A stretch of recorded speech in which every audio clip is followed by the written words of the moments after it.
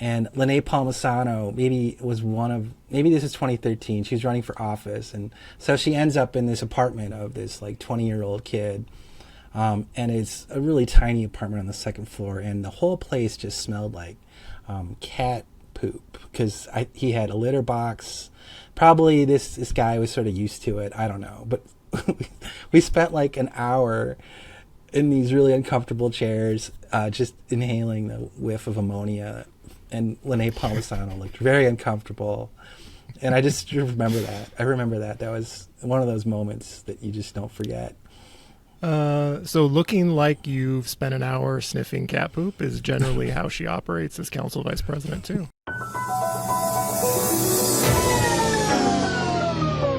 We're rolling. We're rolling. Rolling on cat people. This is a real thing. Real thing.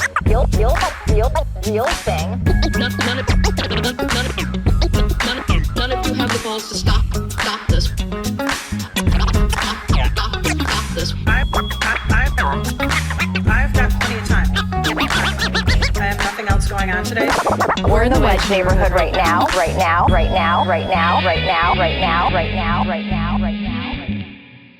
When was the last time you hosted a podcast? I just looked this up, actually. 2019. Okay. Did you end it on purpose, or did you just stop doing it because it was a pain in the ass? The latter. Okay. I feel like that's how this podcast is going to end, probably, too. With a whimper? Yeah. I did a podcast, the Streets and Men podcast, for many years. I did 127 episodes, and from 2012 until 2019. So that was a lot of work, and I don't know if it was like a good idea. People liked it. I mean, 2012 is like was that before podcasts were even invented? It's before they were cool. Yeah, you got in early. And also it was very difficult back then. I was able to get into it because we could just sit in front of our laptops here and have it recorded. Not so easy back then. Yeah, and I didn't do a very good job. I don't know. I bought a microphone online and didn't do a good job recording it. The first episodes are unlistenable because they took place in loud places and there's a lot of background noise. Podcasts have become much better since then. Except for the Wedge Live podcast, which sometimes happens on a median in Lyndale Avenue. This is a Wedge Live podcast. I'm speaking with Bill Lindeke, one of my personal heroes here in the Twin Cities. I'm your host, John Edwards, if I didn't say that. Bill, welcome to the podcast.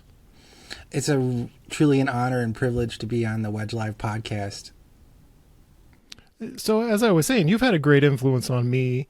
When I moved to the Twin Cities, you were like writing the most accessible stuff. I was reading a lot of Streets MN, and you were one of the few people at that time writing in a way that a normal person could understand urbanism and why it was important to them, which I think is the key. If it's just a bunch of experts and academics talking to each other and no one is convinced, then the change everyone is saying is so important doesn't happen. So thank you. Thanks, John. That's really nice of you to say. And before we get into too much about what, the old days, I just wanted to thank you for all your work too, because hyper-local journalism is really important. And specifically, the coverage that you make accessible to people that are unwilling or unable to spend hours of their lives attending or watching city council meetings. And that's the vast, vast majority of people. Even stuff like you just put up the clips of the police chief from the park board talking about the Stone Arch Bridge closure being successful. That kind of stuff, I wouldn't find out that information anywhere except for the work that you do thanklessly and tirelessly, seemingly, all the time. So it's just really tremendously valuable to me as a columnist and person, in the city. Speaking of talented podcaster, we can move straight into a conversation about the Stone Arch Bridge.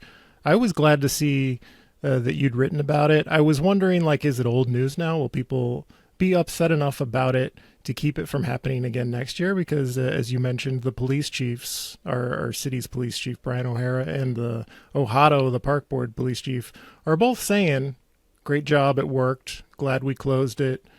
And last year after the 4th of July, what they did in the immediate aftermath was they closed streets. It seems like our interpretation of the problem changed the further out we got from the event. And now that we've closed it, we're kind of stuck with the idea, well, it worked. Why wouldn't we keep doing it? Park police chief says, yeah, we may have to consider closing things in the future. Give us the short version of what you wrote and what you think about it. Yeah, I just think, what does it worked mean? What worked? There are no people on the bridge. Is that successful? No.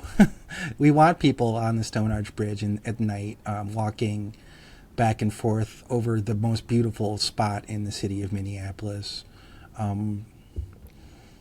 That's the goal, right? And so it didn't work because you couldn't do that for 4 days.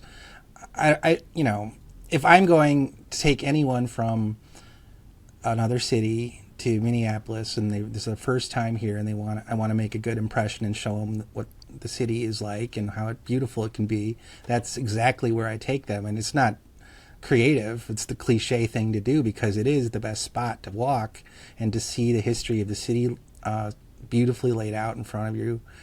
It's a great public place. I led a bike tour the night before they started closing the bridge of rail yards. It's sort of a hobby of mine, is to do these sort of clandestine bike rides or walks. I think you've been on one of them, or maybe more than one, John. I was on your parking lot tour. Okay, yeah, that is my favorite. But anyway, so we did a rail yards tour of different railroad land and past and present, and took a group of 40 people on bikes across the Stone Arch Bridge at 8:00 p.m. at night. That's when they wanted to close it. And it's full of people from just every corner of, not even just the Twin Cities, but tourists and families and kids and street musicians and people who live downtown and people who've never been downtown before.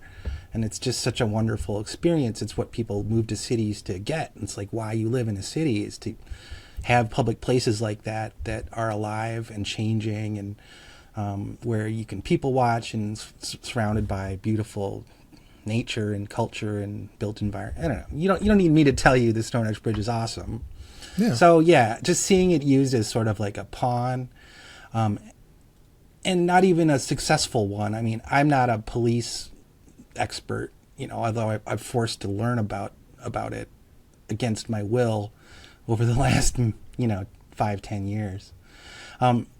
But if you can't police a pedestrian bridge, what are we doing here? Right. It's not like people live next to it, that you can't shoot fireworks. I don't get it. I don't get what the point was, except to say that you did something. So you called it the best public space in Minneapolis. That's a strong compliment. Yeah, I thought about Minnehaha Falls as a great park. It's also a great park, obviously, but it's not downtown, and I think that changes things, because downtown should be where everybody belongs. And that's really what the whole Minneapolis politics is fighting about, and has been forever. I've been thinking a lot about public spaces, and I come back to this constantly. I keep mentioning it here on the podcast and elsewhere. Like the little Mekong night market that was closed or canceled last year, basically because police were too expensive. I think St. Paul changed a policy where they just required more security because a man drove his car through a parade in Wisconsin shortly before it happened. So everyone is on guard. Yeah, I wrote an article about parades getting canceled a few years ago, and this was before COVID, I think, and it was sort of really sad. The May Day parade was always my favorite, but there's plenty of other good parades or events like Grand Old Day or whatever. So my thesis here: cities have paid the highest price for our social and political crises over the last couple of years. Our public spaces, like the Stone Arch we were just talking about, the festivals. We fail to address our homelessness crisis, and therefore, like, the light rail becomes unusable for a lot of people. These public spaces get stressed to the point of failure when we fail to address these big issues.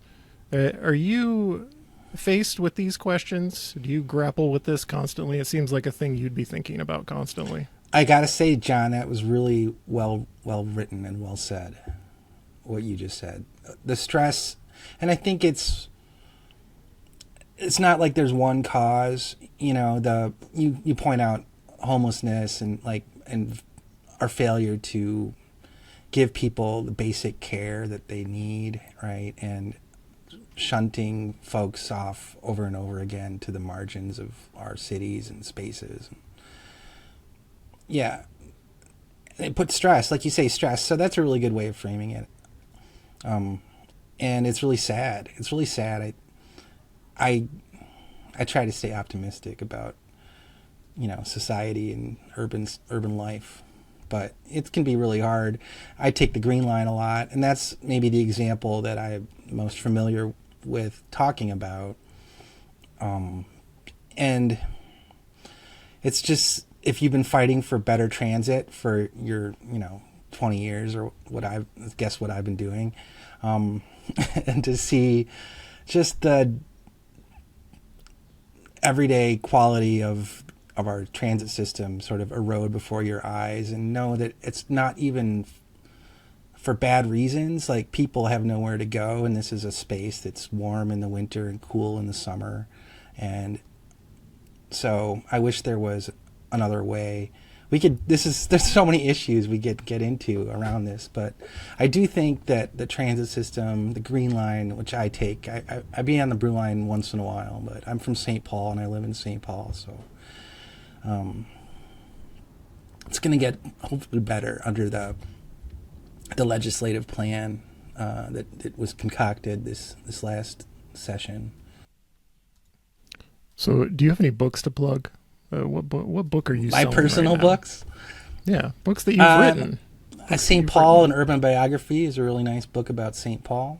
I recommend that. And Closing Time is the book I wrote with my friend Andy Sturdivant about the bars of St. Paul and Minneapolis, the history of saloons. So you know a lot about history. I'm wondering, do you have any lessons from history that you go to and you're like, well, these lessons come in handy for our today times? I mean, I'm very comfortable with castigating the mistakes of the past and saying, let's not do that again.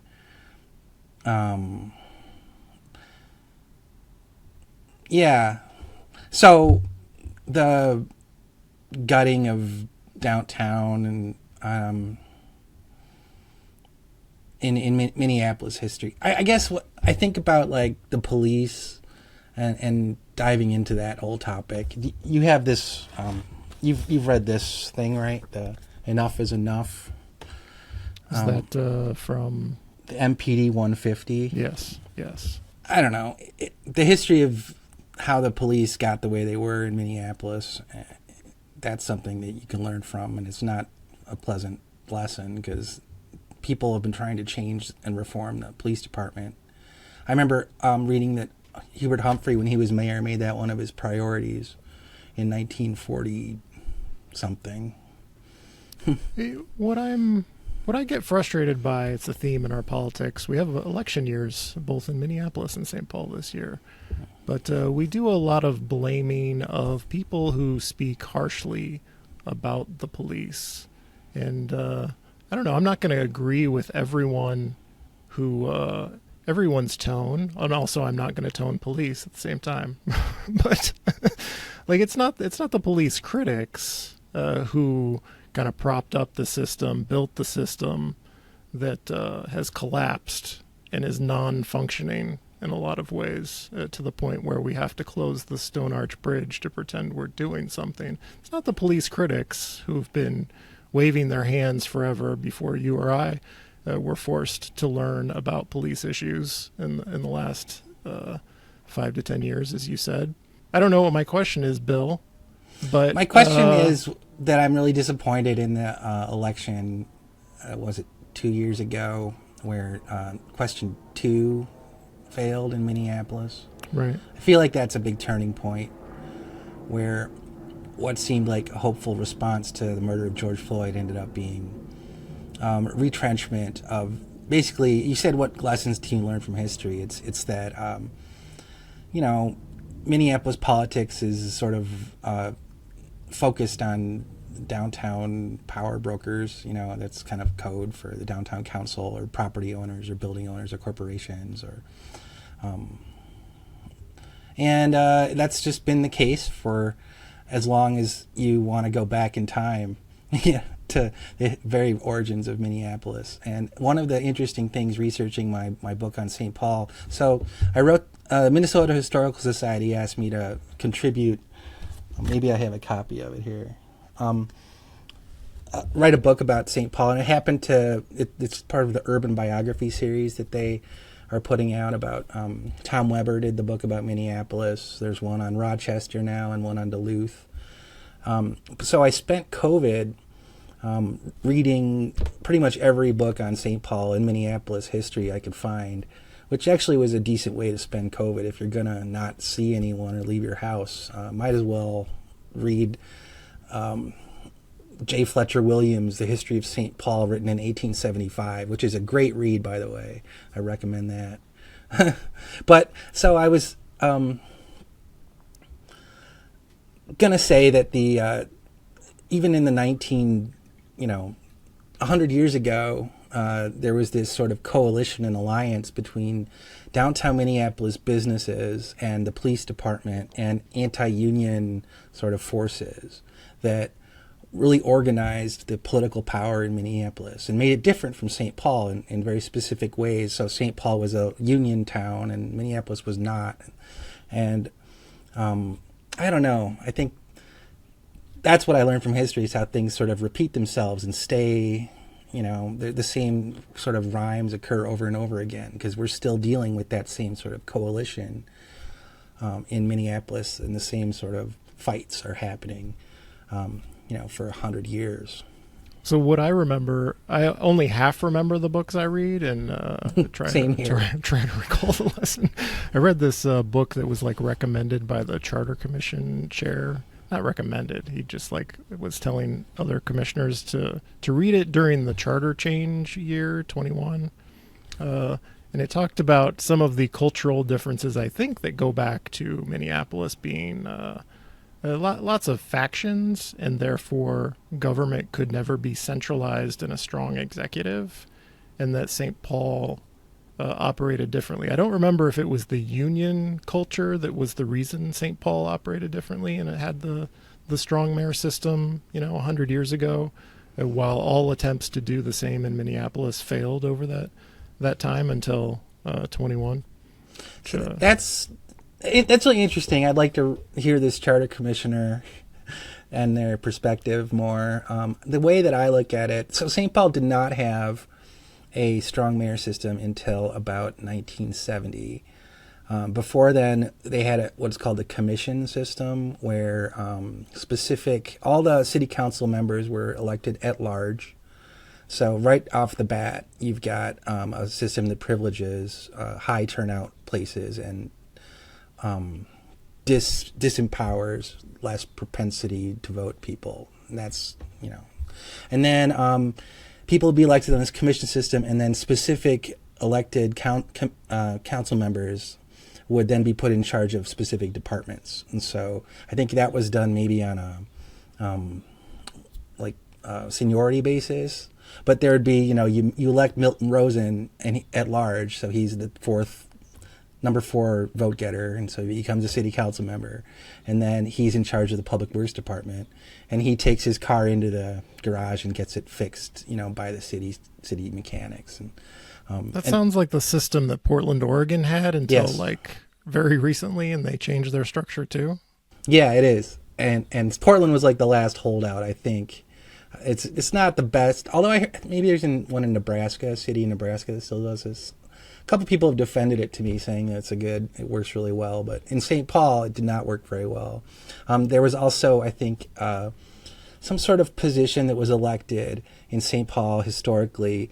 It was someone who would set the sort of the city budget level. So, and they elected the same guy.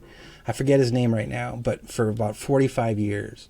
The same guy got reelected to office, and his one position was that he wasn't going to raise taxes at all. And so up until 1970, St. Paul had not very much money, not very much ability to do anything civically, and sort of struggled along. After 1970, they switched to a strong mayor system. George Latimer, who is still alive, and you might, he was just interviewed by NPR. But he was the mayor for the first, I'd say, 15 years of that period, and used city resources in a new way to do stuff like gut downtown and build a giant skyway tower that looks like City Center. And, some things that weren't great, but then some things that were great, like Energy Park and putting money into the district heating system, things like that. But that was a big shift from historically how it had been. Do you talk to candidates at all? City council candidates for your job as a columnist with MinnPost? Sometimes. What question is on your mind that you would want to know? If Bill Lindeke moderates a candidate forum, I don't know if you would do that, but if you did, what's top of your mind that you would want to know from city council candidates? Well, I thought your conversation with Andrew Johnson was interesting because trying to get past some of the rote answers, my specific issue that I'm passionate about is transportation, and I think it's one of the areas where cities have a lot of kind of influence and can make change. That's, I guess, one thing I would look for, and I do look for in candidates. I have worked, volunteered with a few political campaigns over the years of people who lived in my ward in St. Paul, because I moved around a few times. And so I look for people that are good listeners, that work really hard. I think that's not always the case with elected officials, at least historically. These days, I think people tend to work a lot harder than they used to in local office. And then who's someone who aligns with my values and sort of approach to city government. But one thing I think is really important is knowing where the city has power and where the city doesn't. So if you elect someone to the city council and they go trying to end the war in Iraq or whatever, that war's over. But pick a war that's happening now. That's, not my highest priority for a city council person, right? You should focus on stuff where the city actually has power. And I think transportation's a good example of that. People say that all the time. Candidates who don't understand what the job they're running for. Are you meeting a lot of candidates like this? Are you seeing them out there? I'm sort of not that active in the current elections going on. In my ward, there's a couple candidates. I'm supporting one of them, Suze Worley. She's running for office in Ward 1 in St. Paul. But I went to the convention and it was a total disaster. And it's the one that went on for 10 hours and then people walked out and nothing happened. I don't know if you heard about that. But I probably didn't, because I was dealing with my convention where one campaign stormed the stage and chased. Yeah, that was actually worse. This one was pretty close, though, John. I mean, do you go every time to a convention if you're eligible? I try to avoid them. I will only go if someone really asks me really, really nicely to do it. And I think... You know what makes me sad? Is that I've turned into the person who enjoys political conventions and will defend them. It's like, hey, it's a great place to meet my friends. And I remember going to like neighborhood association meetings 10 years ago, and people would say that, like, oh, it's a place you can connect with people you haven't seen in a while. And I just felt like the harm that this organization does is not worth it if the only good is that it's a social club for you. So I'm the bad person now. I mean, that's fine. I'm sure you have people to talk to, but I think I've never seen adults act like toddlers en masse like this before, you know, at a political convention. I've been to, I think, 5 in my life. It's not something I think people should be doing. We've forgotten how to act and treat each other, I think. We don't know how to act anymore. And it's just the way it's set up. It's like, it's literally usually in a high school cafeteria or auditorium, and you have signs, people waving signs and cheering, and no one can hear, and there's different languages, and there's people with badges walking around. It's a recipe for disaster, and I've seen many disasters. The one that you experienced is more than, I've never seen anything like that, but the St. Paul Ward 1 convention this year was a disaster for sure. But, you know, I get the argument for it. I'd prefer if the DFL did not endorse anyone at the local level, and that people just campaigned in a much more low-key, democratic way. Then I just don't think the process that the DFL conventions do at local levels are very democratic. I'm sorry for asking you about the DFL process. We wasted precious minutes talking about it's that. Just, if you've been to one, you already know that I'm right about this. I guess you've changed your mind, John, but... No, I mean, I agree with you intellectually and morally, but I don't know. There's also, like, I think it makes sense that this draws attention to local politics at a time when no one would be paying attention, and gives, like, upstart campaigns a way to organize. This is the best argument, I think, for it, is that, like, an entrenched Lisa Goodman style candidate, if you just let her go to the general election, no opponent will have had a chance to, like, make a name for themselves, organize for something, get people excited about something, prove how, like, strong they are in a DFL process. I just feel like it would benefit incumbents unless we find a way to replace the news-making power of the DFL process earlier in the year. Yeah, I think I get that. Ashley Fairbanks, who I like, and I've met and probably were friends, but they were tweeting about this too, and I don't know. I don't really want to fight with anyone about it. It's not like my hill to die on. I just think they're terrible. Are you on any new social networks lately? There's a bunch of Twitter alternatives popping up. Are you adopting any of them? Are you frustrated by what's going on? I went on Mastodon. Honestly, Twitter's still the best place to find information, and so I still use it. The way I use Twitter, I try to avoid fighting with people. I just don't do it. I just use it sort of as a place to store news that I read. So I've been blogging for almost 20 years, John. And I used to do like a news dump once a week or once every few days. This is back in like the year 2005. I would put on my blog, like, here's 10 articles I thought were really interesting that I've read recently. And what I did when Twitter arrived, I've been on Twitter for like 10 years as well, is just took all those news items and started tweeting them out instead. And so honestly, Twitter is a great resource for me personally. If I want to see how many times have I talked about parking minimums in the past 10 years, I can go see every article I've ever read about it. That's really useful. So, I don't know. But I'm not going to join anything run by Jack or Zuckerberg. You know, what's the point of that? Mastodon is not great. It's funny, maybe I'm using it wrong. The only feed, 90% of my Mastodon feed is just the Minneapolis photo bot, which is great because it's like just thousands of old photos of Minneapolis, and so I love that. But I don't get like the news content. Yeah, whenever I need to see what I was saying about something 5 years ago, like I remember something, I'm like, oh, do I remember that correctly? Didn't I post a video about that? It's a great history archive for me. Yeah, that's what I use Twitter for. It's why it really sucks that Elon Musk owns it. Yeah. And it's there's no easy way to replace it because you have to have everyone go to the new place. And if everything gets splintered, no one is in one place, and then it's far less useful. That would be fine with me, though. Like, I'd be better off without Twitter in my brain. Really? You're just singing its praises. I know I am, but I think I remember life before social media, and it was just pretty good. I look back fondly. You want to talk about rent stabilization? Not really, but I will. I'm willing to. Are you tired of it? You've had to deal with it in St. Paul years before we did. Yeah. Exhausted by it?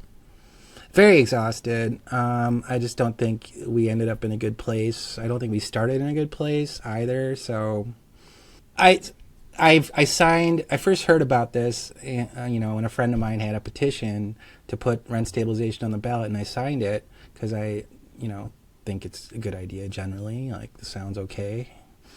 And then, I don't know, a few people were talking to me about, hey, this policy isn't that great. And so I started looking into the details, which I, of course, had not done when I signed the petition. Once it got placed on the ballot, I read it, which I hadn't done before.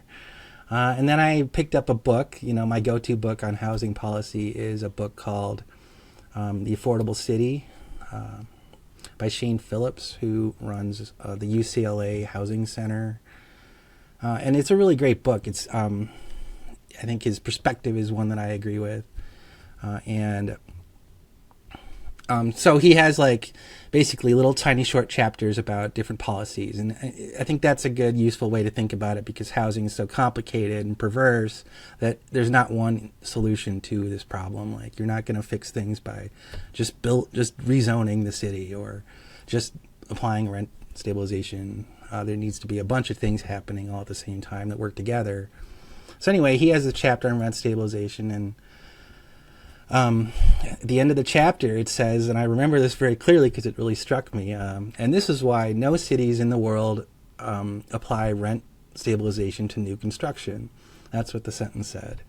And then I looked back at the policy, and I looked back at the book, and I was like, this is interesting. So I got Shane Phillips on the phone, and I talked to him, and he explained why that is the case, and it has to do with housing financing. And so I went on a long learning process about why rent stabilization stops new construction from happening. I've got a very conservative opinion that legislating via the ballot is a bad idea. This is a great example of why that's a bad idea. Mm-hmm. Small c conservative. But there's plenty of other good examples too, John. We haven't talked about the job that I now have at the University of Minnesota. I did my PhD here in the geography department. And then just last year, they hired me as a full-time lecturer in the urban studies program, which is really cool because I get to teach about city policy and transit and the history of the Twin Cities. And I know, it's really fun. But one of my classes was about city financing, and I got to learn about Tabor in Colorado. Do you know about that? Tell me the about Taxpayers' Bill of Rights. It's like, it just handicaps state government from being able to raise taxes at all. Is that similar to what they got in California? Mm-hmm. Then Prop 13 is the other famous one. So if you look at places like Colorado or California that use ballot initiatives as a way of setting government policy, I think it seems bad.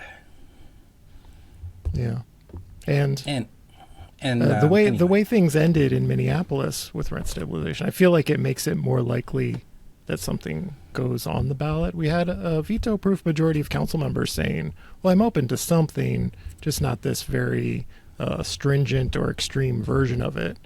And we never got to have the debate of what do you want to see in it, as far as exemptions for new construction and vacancy control versus decontrol. We never had the debate. I feel like people are going to feel cheated out of it, possibly a petition drive, and then we end up with St. Paul's policy that they've already moved away from.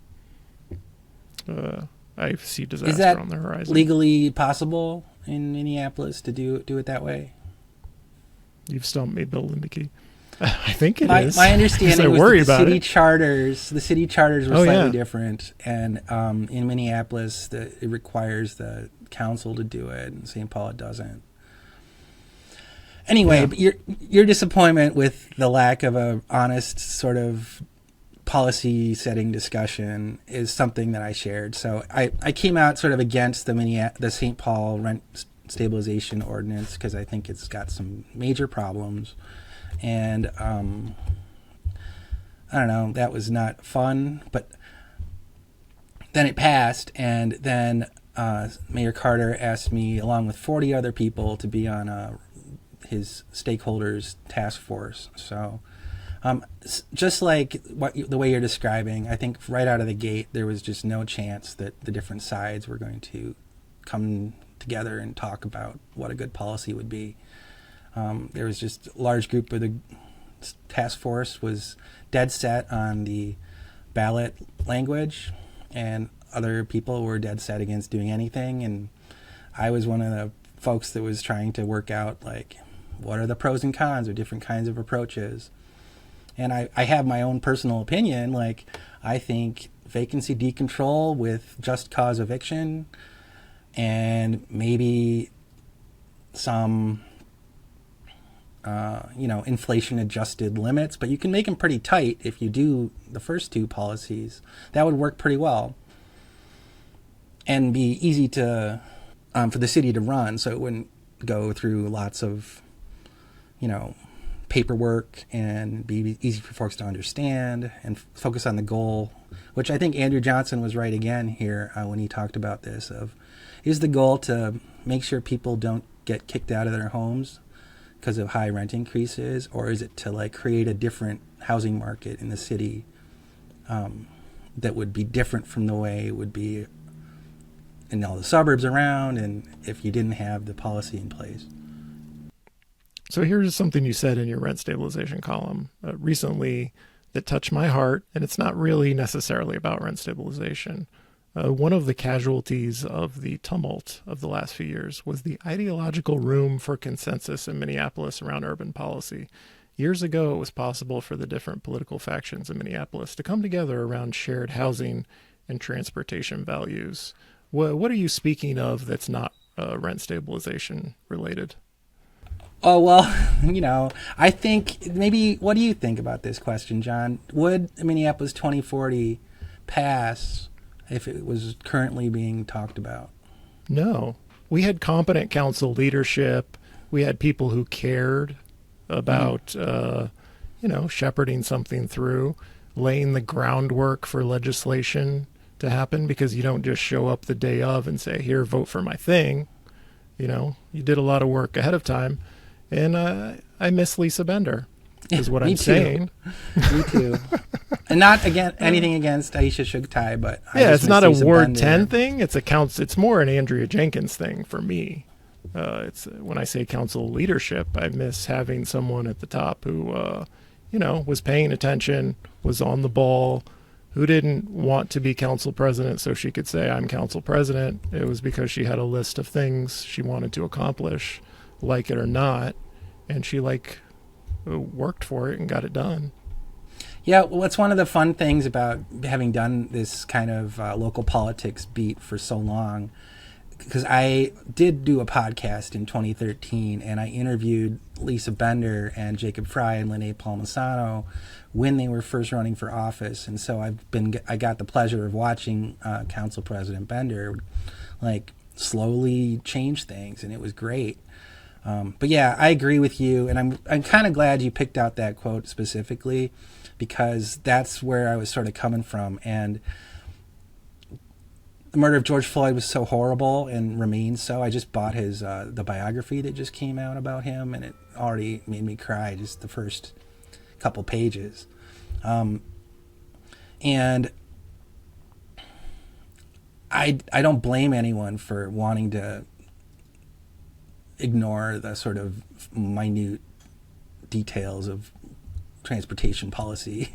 If you want to focus on changing the police problems, the police violence and police killings that have gone on for so long. But I just think a lot of other sort of important things are getting shunted to the side, and it really sucks. And Hennepin Avenue bus lane is a great example. It's like the one that made me the most mad lately.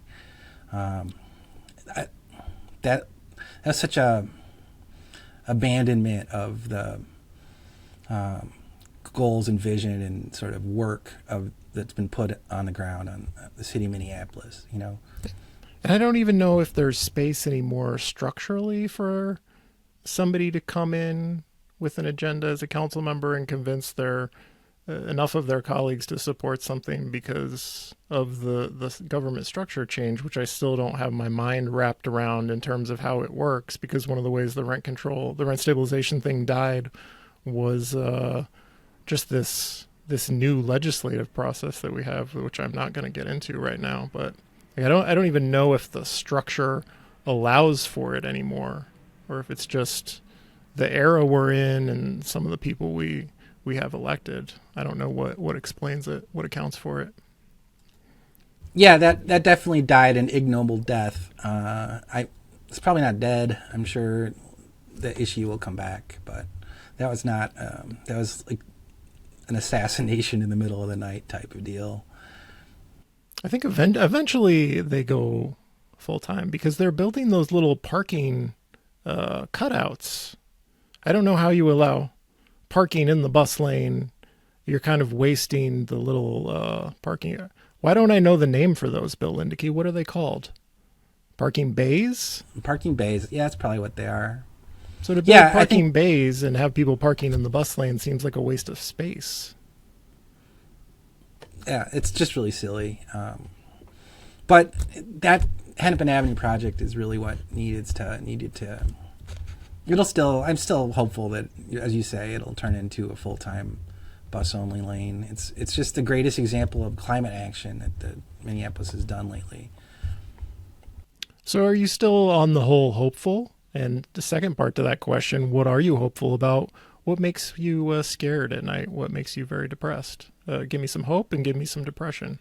Transportation-wise, let's limit it to like transportation and housing stuff. Well, I'm very excited about the changes at the legislature, having dedicated funding for Metro Transit, having Metro Transit leading the way on the arterial bus network and building that out faster. That's great. I'm hopeful that we can get the light rail running again, so it's comfortable and welcoming to everybody. And I think that can happen under the policies that Brad Tapke and others put together. Having more money. I mean, if you listen to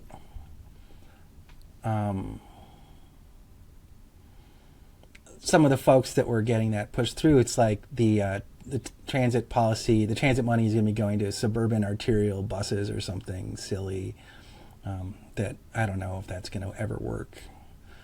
So things that keep me depressed are just the kind of, I think, ongoing effects of the COVID pandemic and how it's going to affect downtowns, and just seeing the streets empty and businesses close and places that I used to go all the time just kind of for lease in the city. I've been weirdly hopeful recently because I feel like Minneapolis is back, baby, and not even sarcastically. I feel like I don't know if this is true about St. Paul, but people are out enjoying downtown when I'm there. Things seem better. I have glimpses of the way things used to be. Do you sense that? I know, like, we can't count on office workers to come back, and we just have to bring people downtown because it's a nice place to be, not just because their job is there, because that's probably not happening. Yeah, this is why the Skyway system is such an albatross, because it's how much more potential would there be as far as changing and revitalizing the streets of downtown St. Paul, Minneapolis, if you didn't have the separate structures just for office workers that don't exist, that, half the coffee shops are up there and they close at 2:00. And yeah, what are you supposed to do? And so, I don't know, the downtown core is going to be sort of bleak for a long time, I fear, until you start to change office to housing, which takes forever and is expensive. But yeah, other parts of downtown Minneapolis are wonderful and full of people, and St. Paul is kind of struggling along. Our downtown is way smaller, population and geography, than Minneapolis is. And so when I get depressed usually about downtown St. Paul and how little change that I had hoped would happen is happening there, and sort of the lack of capacity of the city to do very much about it. So we began this conversation talking about how influential you were in my life with Streets of Men, and just being you're writing accessibly about this stuff locally, which I think is the most important thing, is to be talking about these things locally. There's been a rise of like nationally focused urbanist content. I've noticed a lot of it on YouTube. There's a particular channel I'm a fan of. It's like City Nerd. Have you heard of that one? Do you watch that? Oh yeah, I like City Nerd. Are there any others you enjoy, and what do you think of the rise of this style of content nationally, not just like the blogs like Streets of Men focused on local stuff, because that's been around for a while in a lot of places? I think it's terrific. So I taught a class last spring about transit.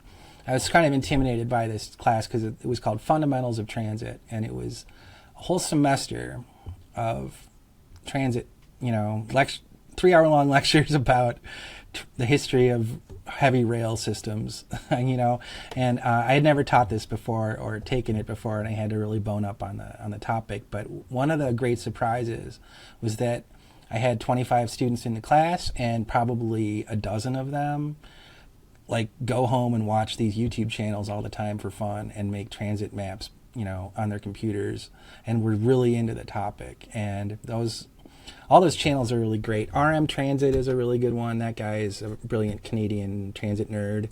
The Not Just Bikes one is okay. It's when they get really sarcastic and sort of pedantic, or it gets to be too much for me. I think City Nerd's tone is about where I'm at as far as he's so even keeled. He's got no emotion in his voice. I love it. Oh, he does. He's a little sardonic. I like him. Yeah. It's also listicles, which are always addictive. You want to see who's number 7, and does St. Paul land on the worst state capitals list? And it did. I was so thrilled. I mean, I'm depressed by it, but I was really excited that he did notice the bleakness that I point out all the time to people, how horrible our state capital is, and no one seems to know what I'm talking about. So your take is these channels are creating a bunch of little urbanist soldiers to populate local planning departments and do the things that will be generating lots of angry emails in the future. Yeah, I think that's well put. Is there anything you came here wanting to talk about? I wanted to tell you about how I mentioned early organizing, and so this was, I think, in 2014, but 2013. Anyway, there was one of the volunteers for Streets of Men was hosting a meet the candidates for Hennepin County Commissioner, I think it was at the time. And Lene Palmisano maybe this is 2013. She was running for office, and so she ends up in this apartment of this 20-year-old kid, and it's a really tiny apartment on the second floor, and the whole place just smelled like cat poop, because he had a litter box. Probably this guy was sort of used to it. I don't know. But we spent an hour in these really uncomfortable chairs just inhaling the whiff of ammonia. And Lene Palmisano looked very uncomfortable. And I just remember that. I remember that. That was one of those moments that you just don't forget. So looking like you've spent an hour sniffing cat poop is generally how she operates as council vice president, too. Okay. I don't really watch the meetings anymore. I sometimes will be working on a story and I'll go and watch the meetings and see them. I don't know how useful that is to be in the room. Do you find it useful? Do you do that anymore, John? Or are you mostly on video? So I kind of enjoy, this isn't the case anymore because the Charter Commission is televised, although they do a lot of stuff in their work group settings that are not televised. I like being forced to go to a thing, because it's not live streamed. I find that find that useful. Occasionally I'll see people and talk to people, and that's always good. I wanted to tell you another thing that I do. I'm on the Met Council's Transportation Advisory Board, aka the TAB. It's a very obscure government body made up of appointed and elected officials mandated by federal transportation regulations that require federal transportation spending of a certain kind, like aka stuff not controlled by the DOT, to go through a body like this. And so the Met Council appoints and sends people to this. It's like 35 folks. Probably most of your listeners don't know what this is, and it's really interesting. And I go to these meetings once a month, and 2/3 of the room are elected officials from Minneapolis, St. Paul, and then a whole bunch of suburbs, including county commissioners from Dakota and Anoka. And there's a lot of lapel pins and backslapping and sort of friendly banter about the airport. But then we also... Is this where a lot of like the transit, there's a lot of anti-transit groups springing up around the Twin Cities, like don't put this light rail in my backyard, enough of this BRT style groups. Is that where they come to voice their opinion? Nobody comes to voice their opinions. There's like, they leave a few minutes at the beginning for people, the public, to talk, and no one ever does. It's so obscure that you just don't know about it. But anyway, yeah, there's like progress being made on transportation policy because there are folks who are appointed, like myself, and elected officials, like in Minneapolis. I think Elliot Payne is now the council member, and in St. Paul we have Mitra Jalali and County Commissioner Trista Mattis Castillo, and they are, together we sort of fight for more funding for sidewalks and transit projects. That's a good group. It is, yeah. So that's kind of a fun thing. It's not fun.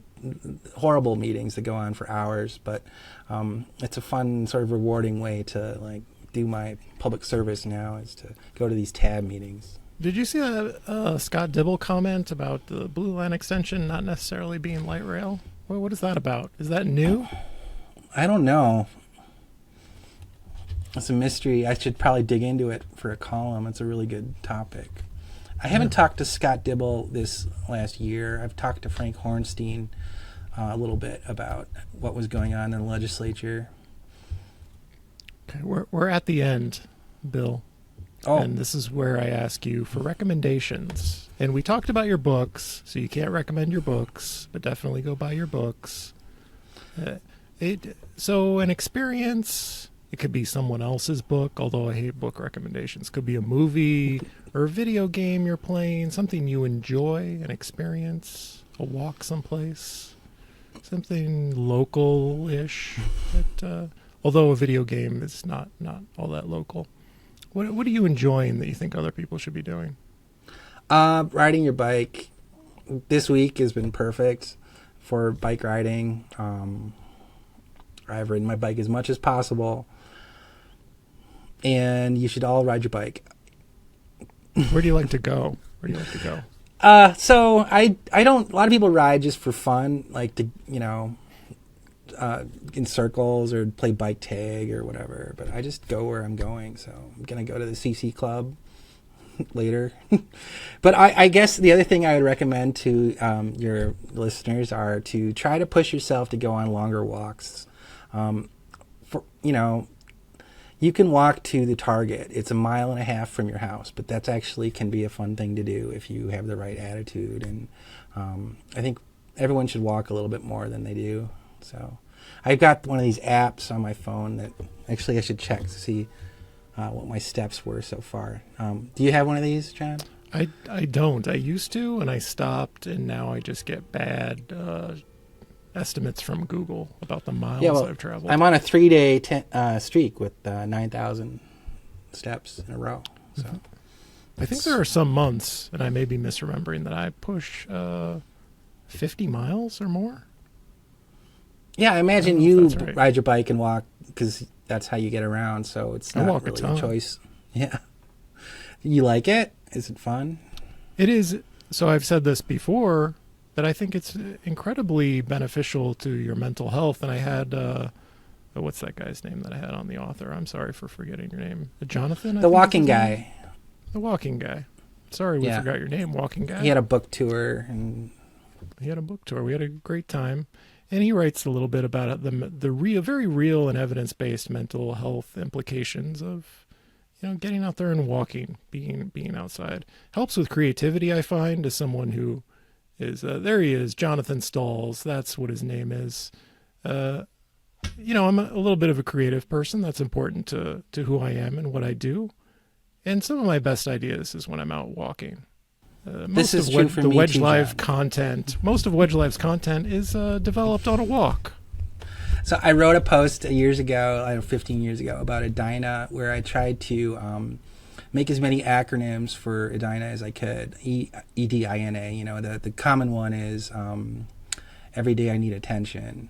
But anyway, my best ideas come from when I'm riding my bike around and lost in thought and just sort of enveloped in a world that's, very pleasant, and the sky and the leaves and just sort of humming along, and creativity just flows out in ways that it would never do if you were in your car or at home washing the dishes. That's why I find it so upsetting that the woman who was quoted in an article about she wasn't going to walk 3 blocks for a taco. She was just going to go home and eat some carrots.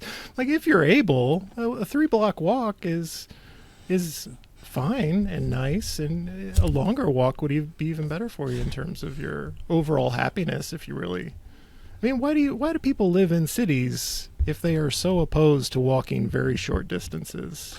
I'd walk that distance in a suburban parking lot, probably. And my wife is annoyed by it when I say this word. And I want you to leave your listeners with this specific idea, okay? If I'm going somewhere in the car, I'll park, the first chance I get, often pretty far from the destination. And then we get out and we walk the rest of the way. And I always say, this is a walk-opportunity. Yeah.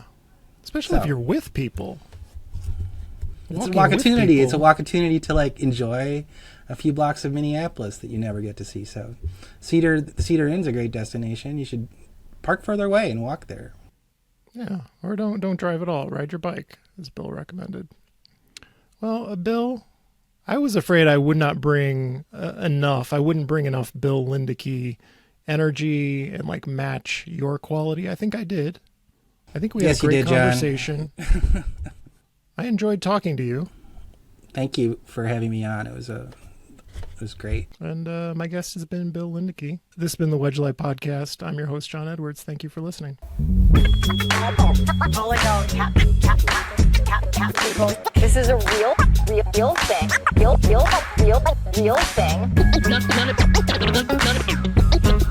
None of you have the balls to stop this. Stop this. I've got plenty of time. I have nothing else going on today. We're in the Wedge neighborhood right now.